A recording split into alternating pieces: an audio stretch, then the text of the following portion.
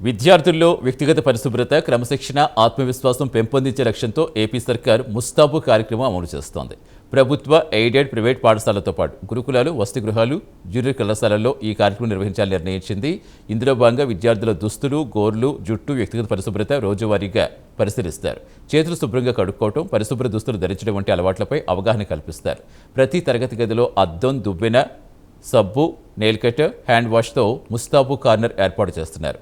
ఇక విశాఖపట్నంలో బీసీ హాస్టల్స్లో ఈ కార్యక్రమం అమలు తీరుపై పూర్తి వివరాలు మా కరెస్పాండెంట్ నరసింహ అందిస్తారు. కూటమి ప్రభుత్వము అధికారంలో వచ్చినప్పటి నుంచి కూడా ముస్తాబు అనే ఒక కార్యక్రమం, వినూత్న కార్యక్రమం బీసీ, బాలురు మరియు బాలికల హాస్టల్స్లో కూడా వినూత్నంగా కార్యక్రమానికి అయితే శ్రీకారం చుట్టారు. ముఖ్యంగా చూసుకుంటే క్రమశిక్షణ, అదేవిధంగా విద్యార్థులు కూడా నైపుణ్యత పెంపొందించేందుకు కూడా ఈ యొక్క కార్యక్రమం అయితే శ్రీకారం చుట్టారు. అదేవిధంగా ఈ యొక్క కార్యక్రమం బీసీ హాస్టల్లో పలు ప్రాంతాలలో కూడా ఈ కార్యక్రమాన్ని అయితే నిర్వహిస్తున్నారు. ఈ కార్యక్రమం యొక్క ఏదైతే ముస్తాబ్ అనే కార్యక్రమం ప్రాముఖ్యత ఏంటనే విషయంపై అయితే మనతో మాట్లాడేందుకైతే స్థానికంగా ఉన్నటువంటి మధ్యలోపాలెంలో ఉన్నటువంటి ఒక బీసీ బాలికల హాస్టల్ అంటే ఒక వార్డెన్ అయితే శైలజ అయితే ఉన్నారు. దాంతో ఈ కార్యక్రమానికి సంబంధించి మరిన్ని వివరాలు అడిగే ప్రయత్నం అయితే చేద్దాము. చూడొచ్చింది ఏదైతే ముస్తాబ్ అనే కార్యక్రమాన్ని కూటమి ప్రభుత్వం అధికారంలో వచ్చినప్పటి నుంచి కూడా వినూత్నంగా అయితే దీనికి శ్రీకారం చుట్టారు. అయితే అసలు ముస్తాబ్ అనే కార్యక్రమం ఏ విధంగా విద్యార్థులకు మీరు అవేర్నెస్ రూపంలో చెప్తున్నారు? నమస్తే సార్. డిసెంబర్ 2025న నారా చంద్రబాబు నాయుడు గారు ఈ ప్రోగ్రాం లాంచ్ చేయడం జరిగింది సార్.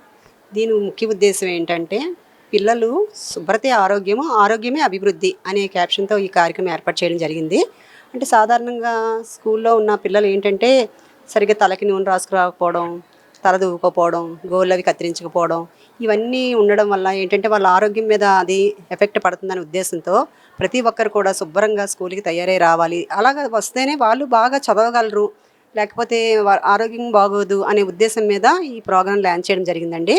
దీని ఉద్దేశం ఏంటంటే ముస్తాబు ప్రోగ్రాం అంటే వాళ్ళు ఏం చెప్పారంటే ఒక మిర్రర్ ఏర్పాటు చేసి వాళ్ళు తయారీ అవ్వడానికి ఒక కిట్ ఏర్పాటు చేయడం జరిగింది సార్.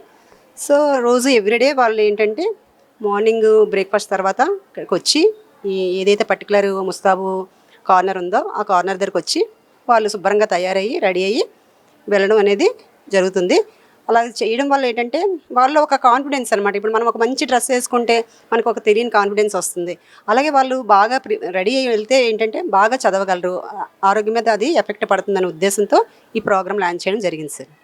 ఇప్పుడు ఇది ముస్తాబ్ అనే కార్యక్రమంలో భాగంగా ప్రతిరోజు కూడా ఉదయం ఏదైతే విద్యార్థులు పాఠశాలలకు వెళ్ళిన వారుగా, ఏదైతే కళాశాలకు వెళ్ళిన వారికి కూడా ప్రతిరోజు మీరు అవేర్నెస్ రూపంలో చెప్తుంటారా? ఏ విధంగా చేయాలనేది అంటే యాక్చువల్గా కాలేజ్ హాస్టల్ పిల్లలకైతే వాళ్ళకి తెలుస్తారు. అంటే ఎవ్రీడే ఒకసారి మనం చెప్తే వాళ్ళు చేయగలరు. కానీ చిన్నపిల్లలకి ఏంటంటే ప్రత్యేకించి ప్రతిరోజు వాళ్ళు వెళ్ళేటప్పుడు కంపల్సరీగా ఈ కార్నర్ దగ్గరకు వచ్చి వాళ్ళు తల దువ్వించి ఎవరైతే స్టాఫ్ ఉన్నారో వాళ్ళతో రోజు కూడా బాగా ప్రిపేర్ చేయించి తీసుకువెళ్తున్నాం సార్.